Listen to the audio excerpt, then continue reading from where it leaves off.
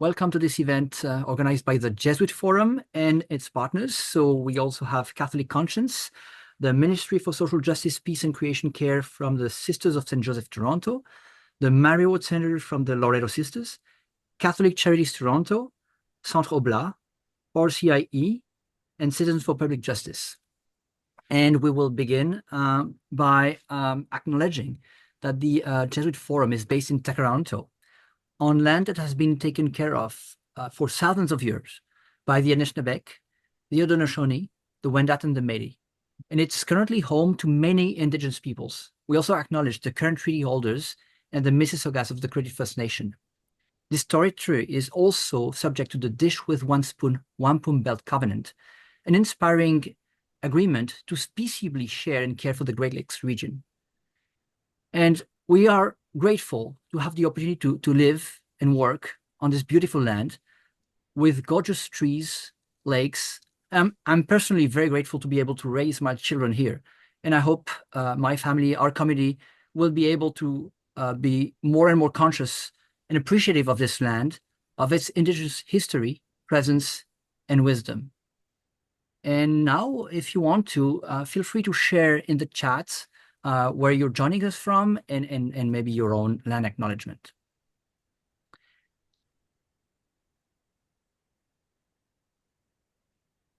We are going to start today with a presentation from Father Trevor Scott, who is going to speak about discerning political action. And after that, we'll move into listening circles. And so, as I just said, we're recording this part of the meeting with everyone in the same meeting room, but we won't be recording the listening circles portion. So in an instance where you think you're worried about the future and what Trump might mean for Canada, it comes down to who is the person you want to be premier, that you believe whatever the role is would be the best spokesperson, the best representative to protect you. No, but that's what's really cynical about this decision to call the early election, is that Donald Trump isn't.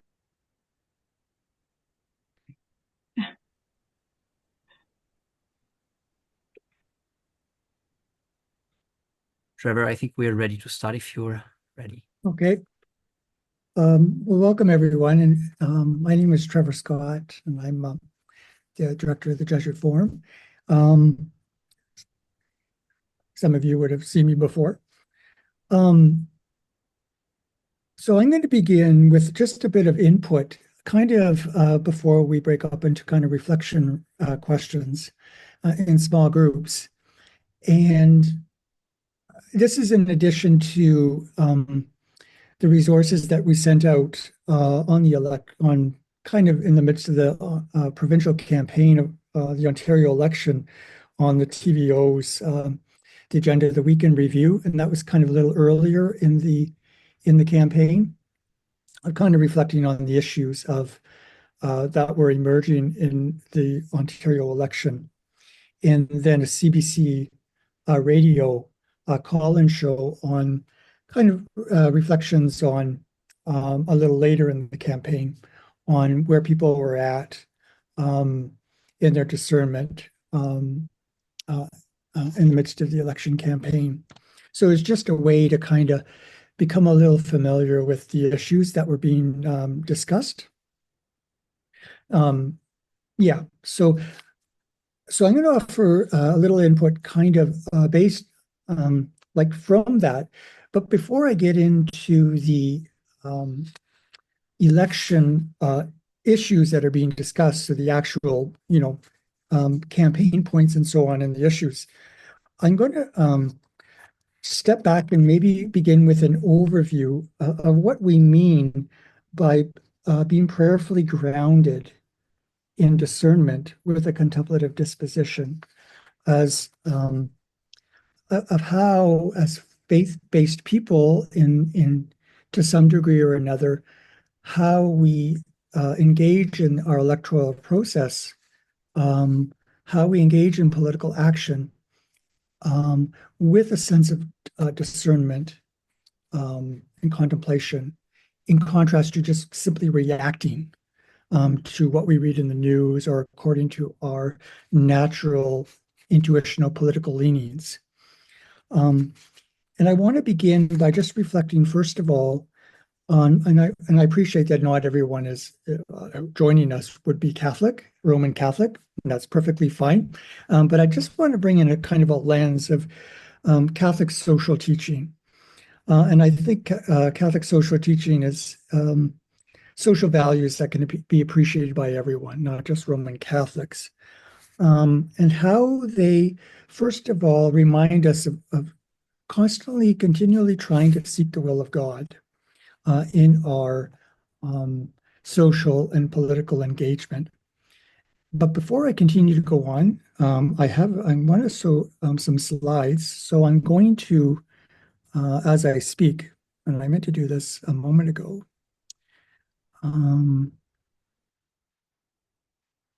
So I think you can all see my screen here now. And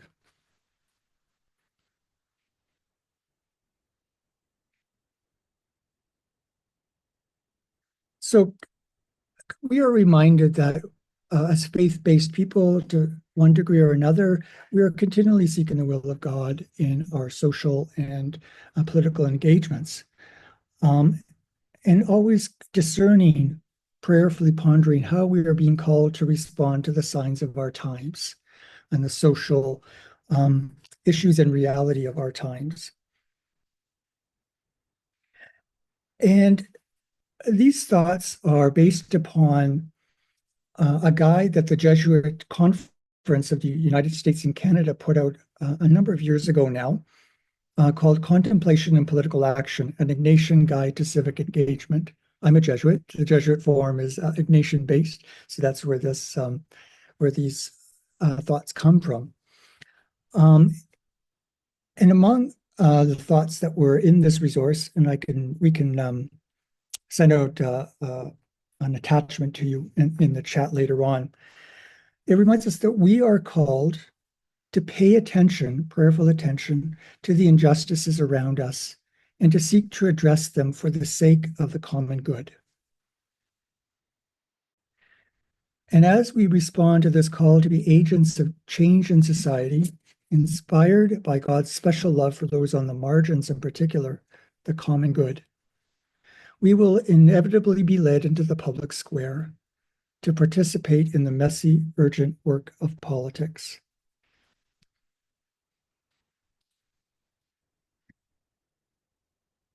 So, and through political and civic engagement, we can use our voices to advocate for the transformation of social structures that are marred so often by sins like racism and sexism and nativism, economic inequalities, environmental degradation, and the targeting of human life and dignity, and also marred are being called into the public square politically, socially.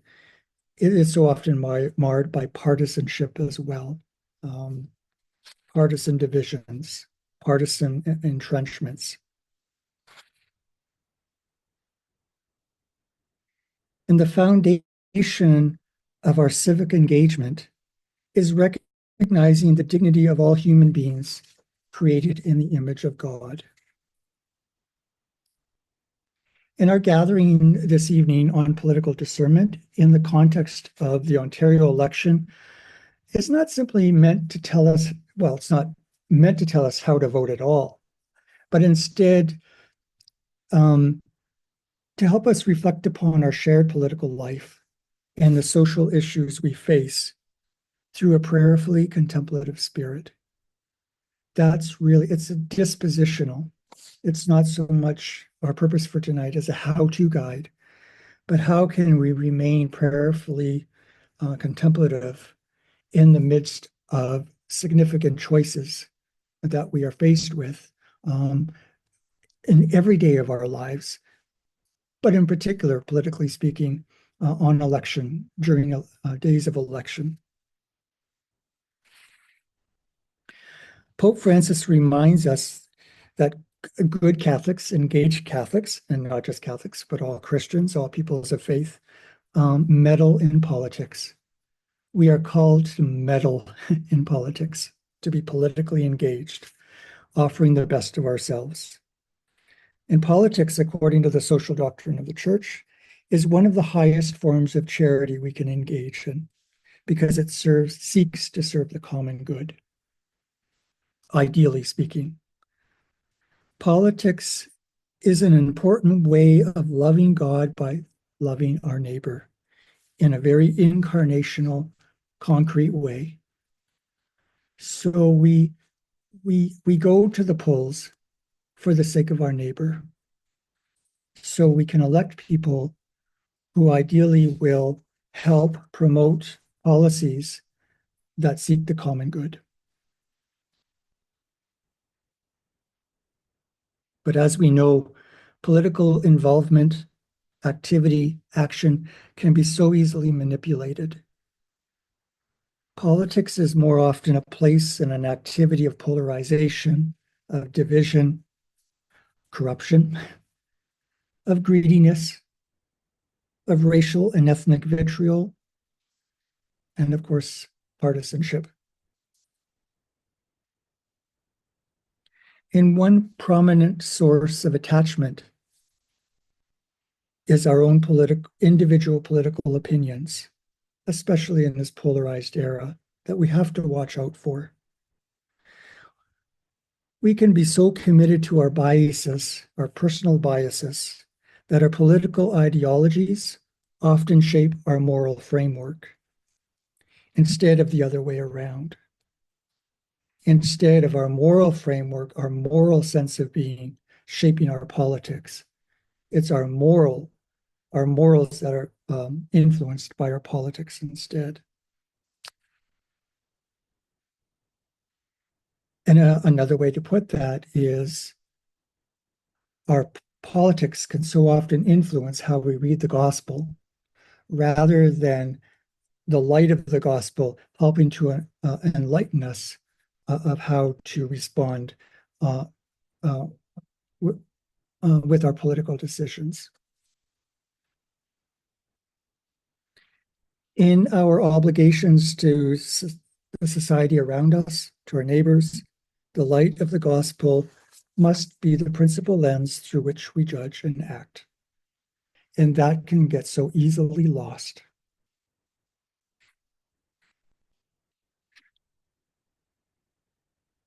We so often allow our politics to be the lens by which we interpret the gospel. And we can see this in the rise of Christian nationalism. That it's our politics that shape our interpretation of the gospel.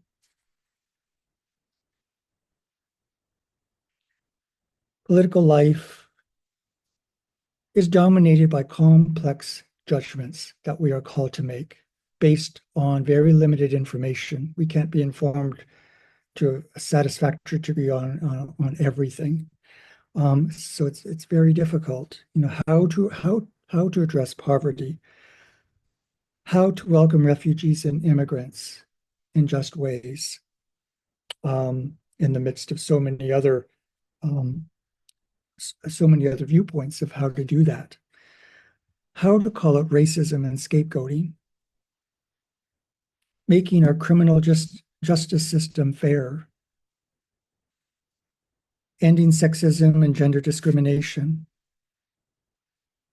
how to encourage a greater acceptance of minorities. And what does that mean in terms of actual political policy choices, protecting the most vulnerable and marginalized? We can bring our tradition of prayerful discernment to these pressing questions. We are asked to, through prayerful reflection that frames our discernment of them, that we look upon these complex issues through the light of our prayer, however you understand that.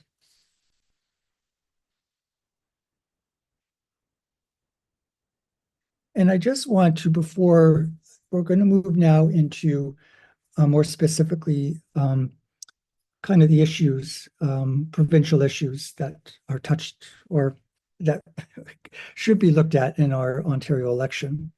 But just a reminder of Catholic social teaching.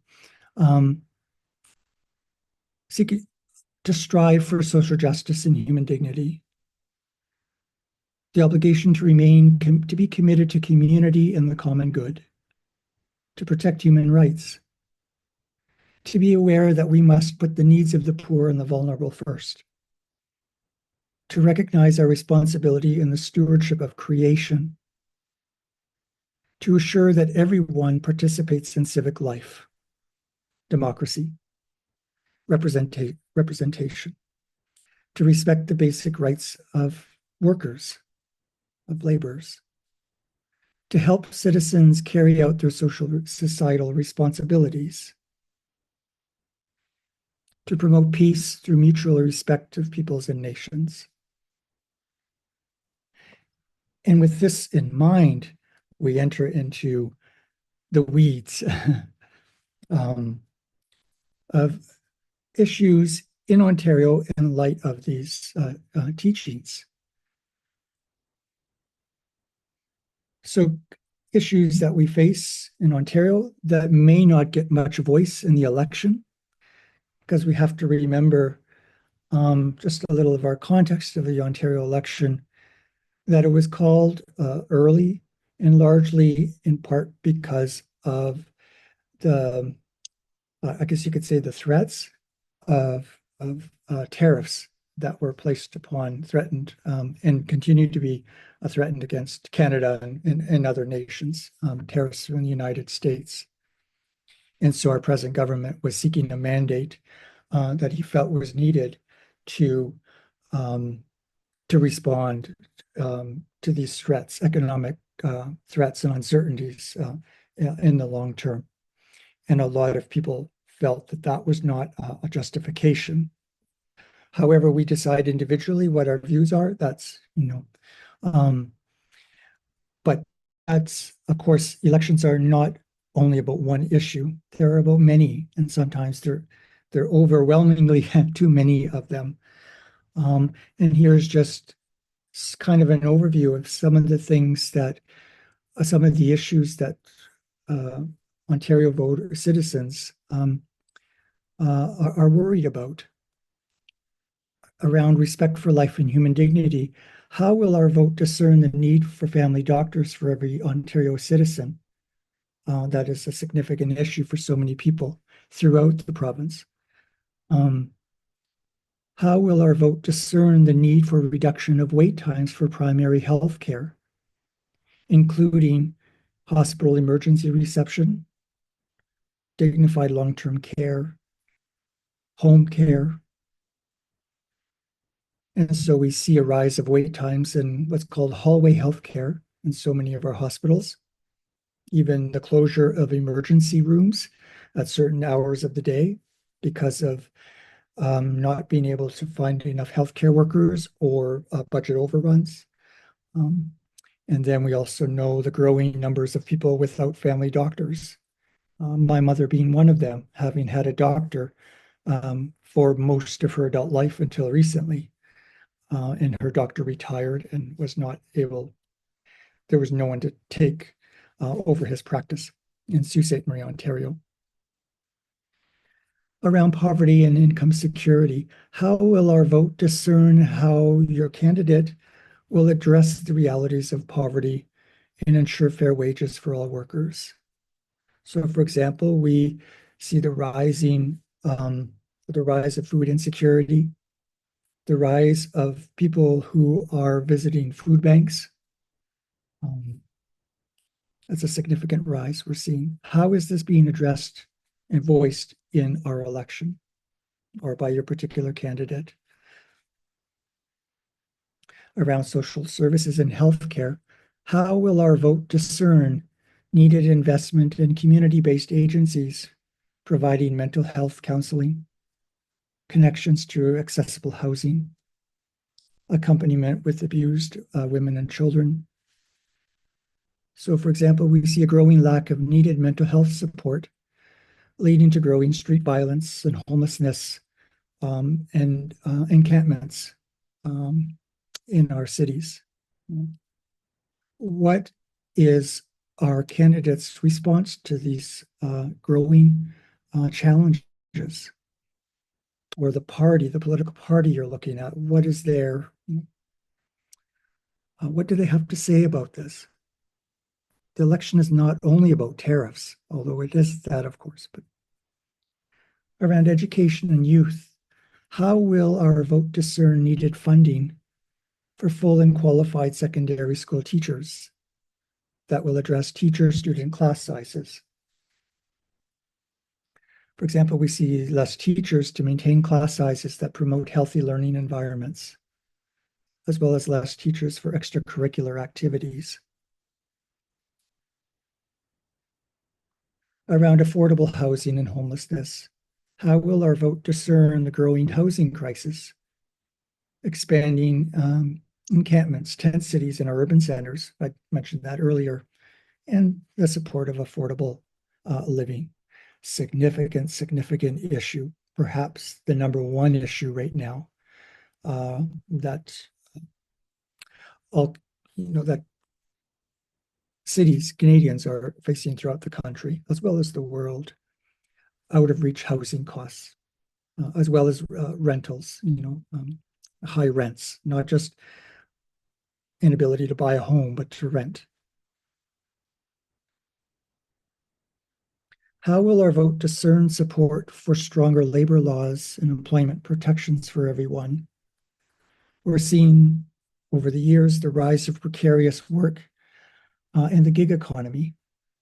That's temporary employment, that's contractual based, or delivery drivers. That there was a recent article not too long ago about the working conditions, as well as they barely make a living wage, and so many of them are newcomers.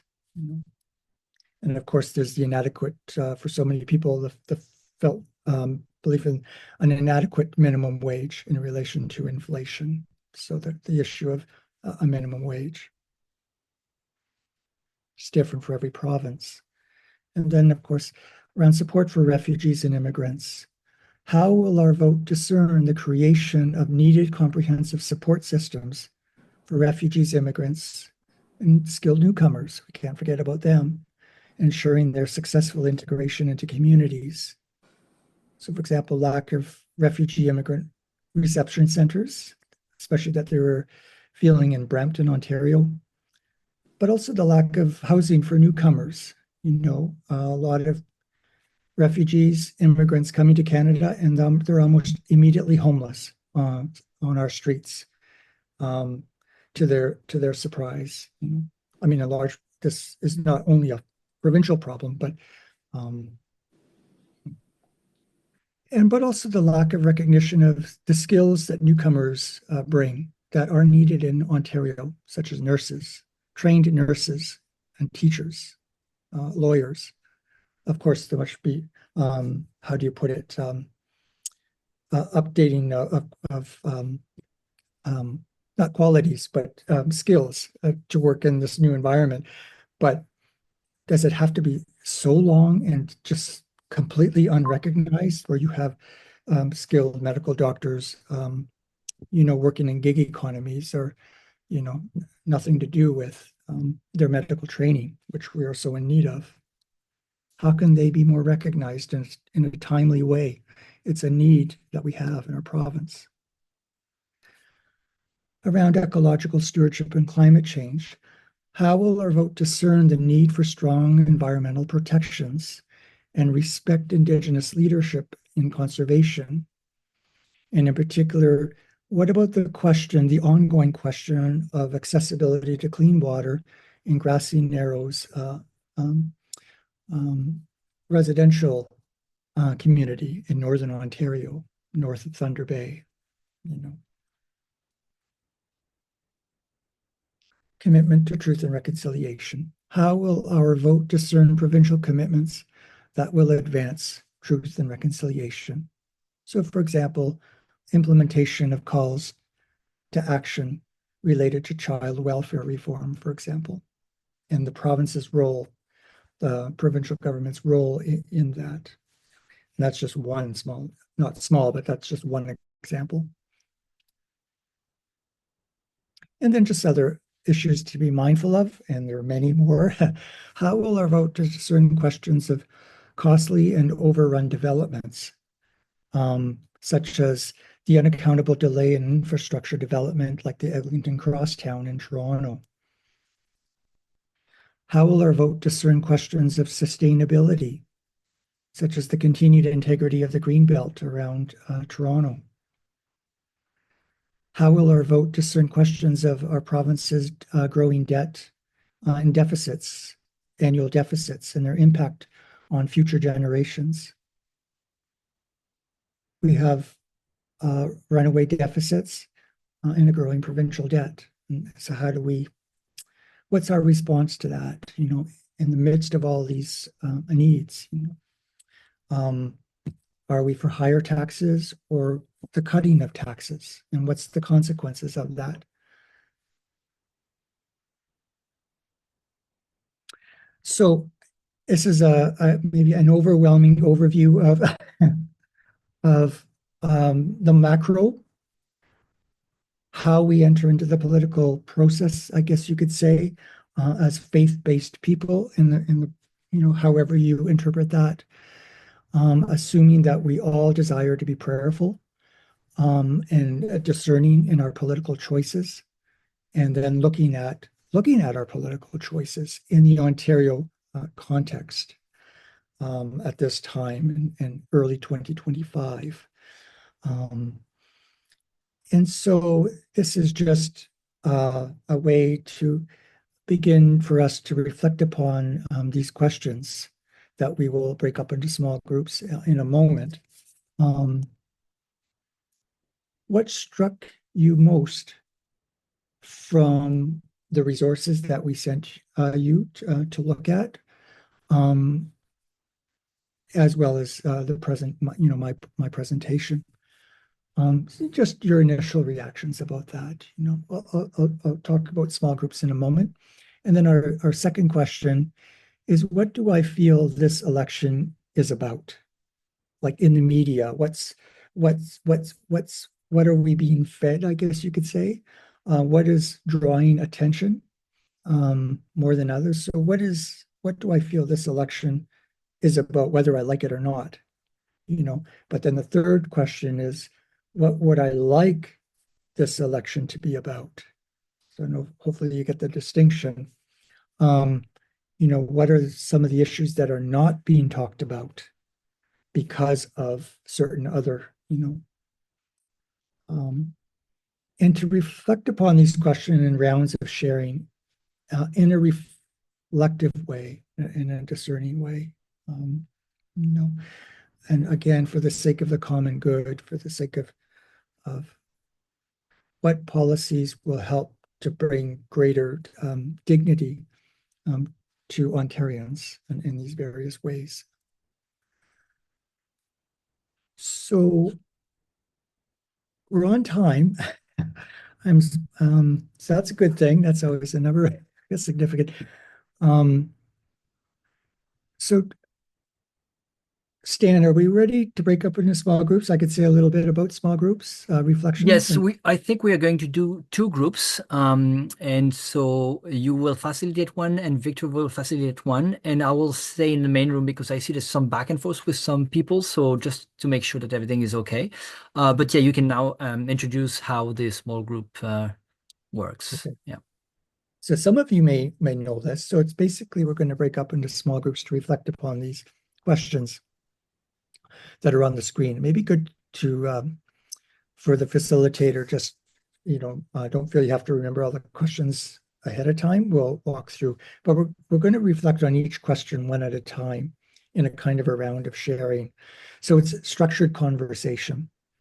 So it's a round, like Indigenous peoples, they share in rounds of conversation. And imagine when it's your turn to speak, you're holding a talking stick or say, the sacred feather, and the holder of that talking stick or feather is the speaker, uninterrupted,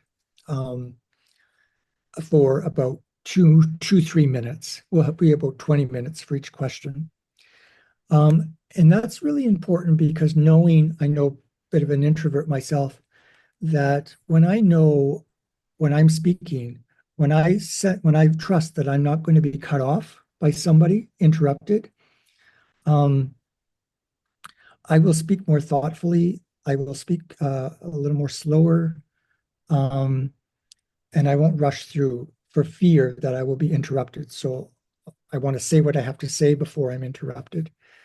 In the round of sharing, the idea is that you don't have to fear that, and you can speak deeply and prayerfully for the time we have, and we share confidentially and honestly that it's a safe space in which to share, especially around political topics, and we just listen to each other.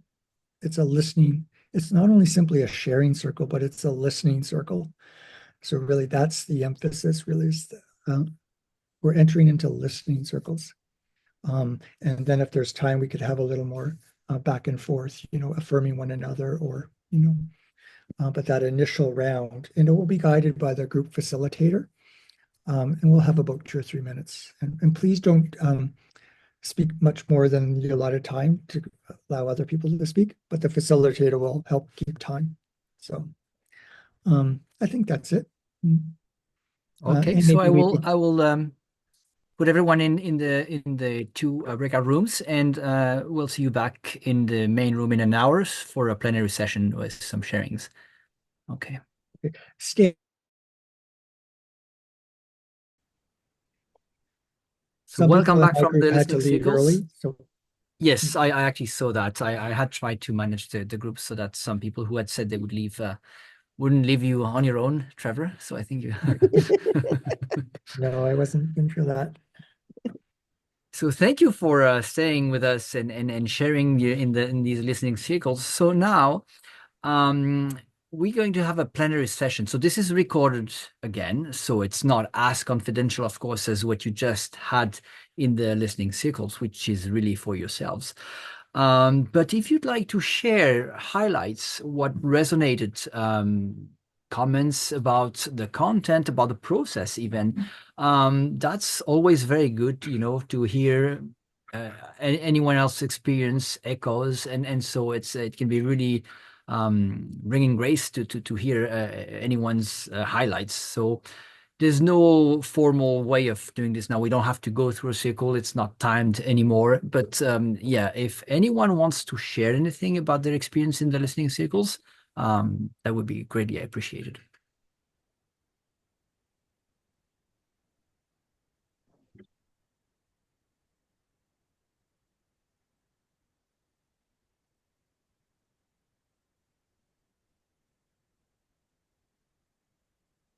If there's no volunteers yeah, there's Kristen raise her hand. So maybe Kristen, you can start sharing.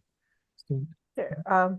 We shared on the questions, but in the round, in one of the rounds, we started talking also about, our hopes and like pie in the sky dream for what things should be. And I found that just made me feel very hopeful, because when I think of the real issues and things that are not being done, it can get very it brings me down. So I liked that our discussion ended on a hopeful note, and I think that's part of that process also of the circle process, where we draw out the hopes in each other and remind each other of hopes. Thank you.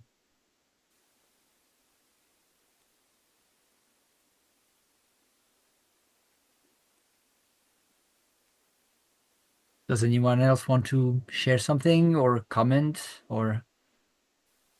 Have people coming together, like in social networks, and that's the whole thing. So I think that Christine is talking about too. You've got to get people much more like centered on each other.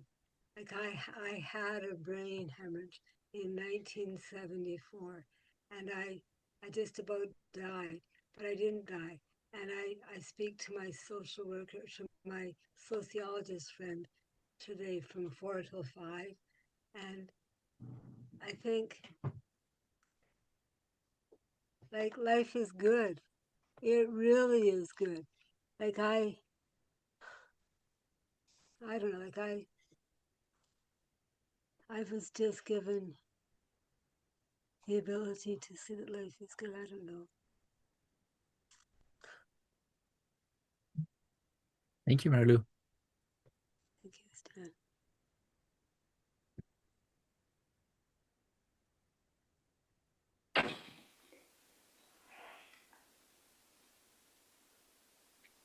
So you can always share if you want, but maybe one of the ways we can have this kind of a plenary session is just if anyone shares, everyone can share just one word or one sentence about how they're feeling, in which state do they find themselves after this hour long of sharing. I mean, there's many ways, but maybe that's a way to kind of just instill a bit of how you are right now. Maybe we can start with Lorraine because I see that you're on our screens. Lorraine, maybe you made a noise and I've been nodding, nodding along.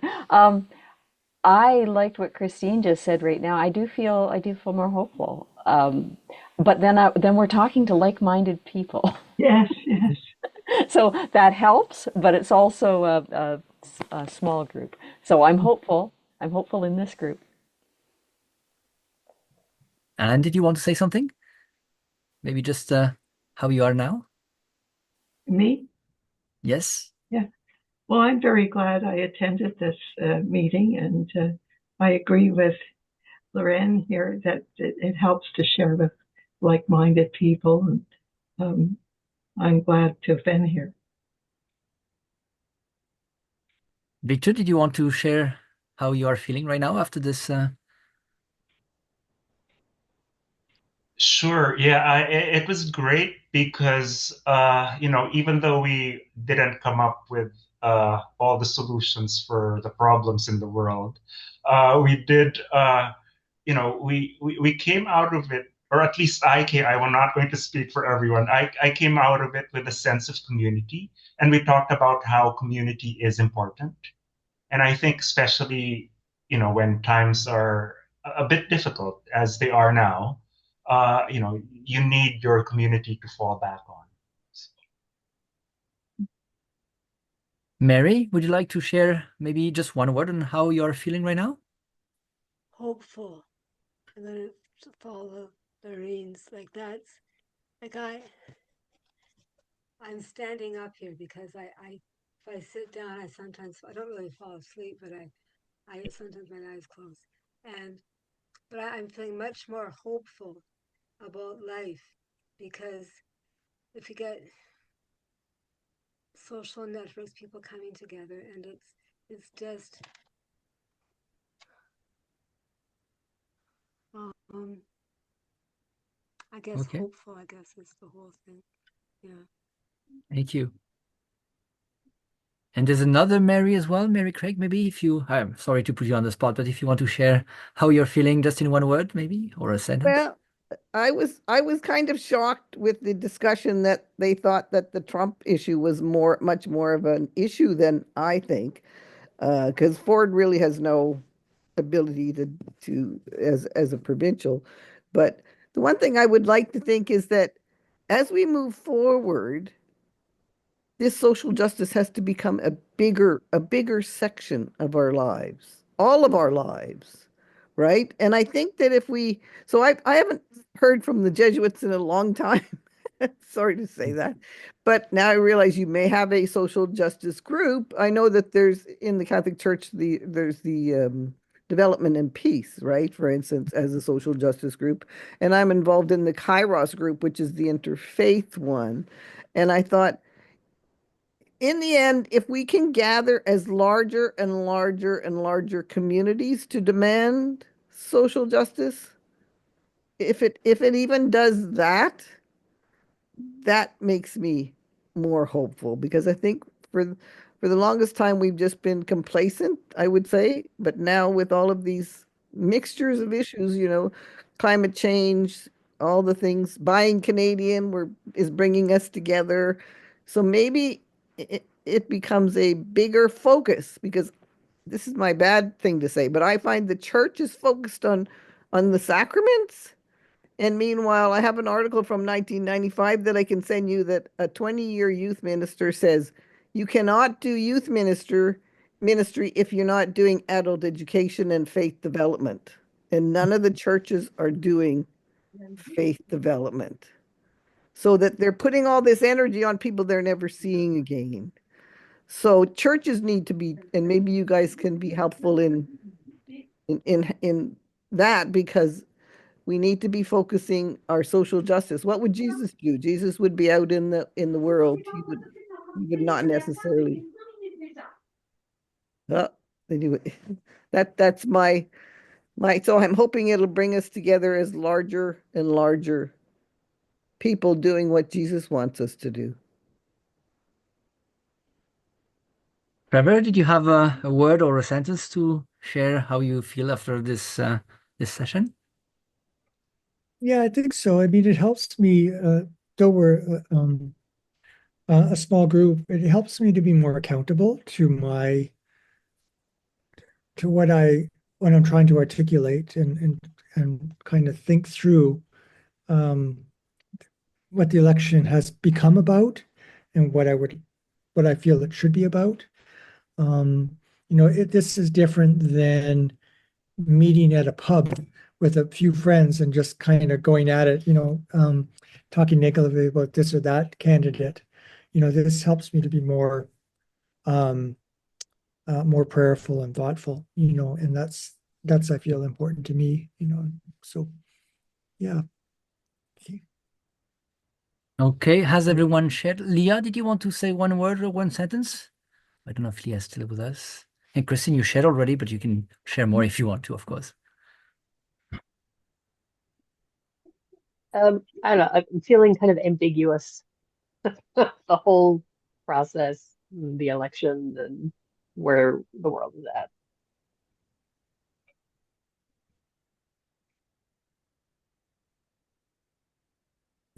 Thank you, everyone, for sharing all these. Yeah, it's always good to hear that those circles are stimulating and things are shared and they can be a bit of a deeper, I guess, process than as you said, Trevor, when you just chat with friends in a pub, and that's the whole point, being a bit more integral in what we share and what we try to discern. So would you mind, Trevor, showing your slides again? Because I think you had a slide showing our next couple of events that we might want to share with everyone here. Okay. So these are just some guides, Catholic Conscience. Oh, yeah. It gets kind of into specific issues around the Ontario election and other elections. But the issues, and they have some good resources there. And then this Contemplation Political Action, it's a guidebook I mentioned, that's available online, as well as Catholic Charities, but Ontario Election Guide 2025. And again, it kind of breaks down, not to the degree that Catholic Conscience does, but it breaks down the issues.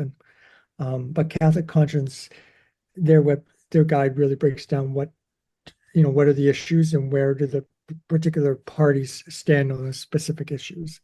So it's just to point out a few resources for you. And then just looking ahead, we have a series of events that we're organizing around political discernment. One is Citizens for Public Justice. Natalie Appleyard, who works with them, they came out with the Poverty Trends Report 2024, and she's going to speak on issues of affordability. And that's on March 18th. And then again on April 1st, so I'm jumping ahead now to the third one, Poster. She will be speaking from the same document on question of labor and employment. So we've had a number of people register for those already. And then, so go back into the middle now, on March 25th, we have Mario Waba, who will speak on policy threats to climate action in Canada. So that's within the Camping Give It Up for the Earth campaign. So really speaking about integral ecology in essence.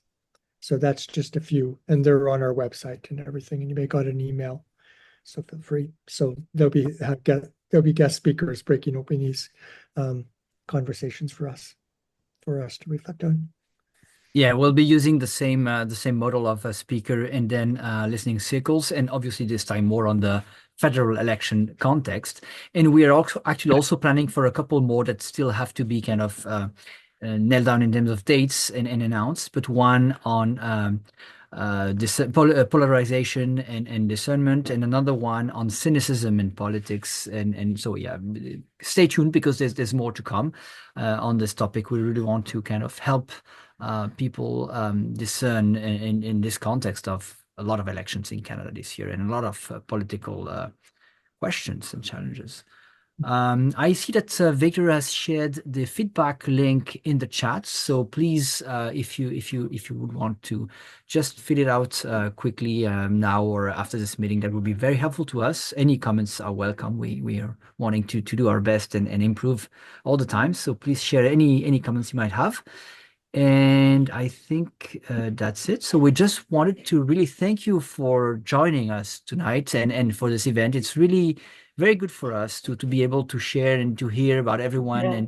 And someone mentioned that everyone's kind of like-minded, maybe, but probably not exactly. And the more we have these events, the more we talk about these events to other people, we invite them, and maybe the more diversity, the more people, the better. And even if we don't reach out to everyone and people who are not in agreement with us, at least nourishing our hope and finding ourselves not on our own in this context is good. So I don't know if Trevor, you wanted to add any words to all this. Well, just to say, I did put in the chat, I uploaded to the documents that I just spoke about.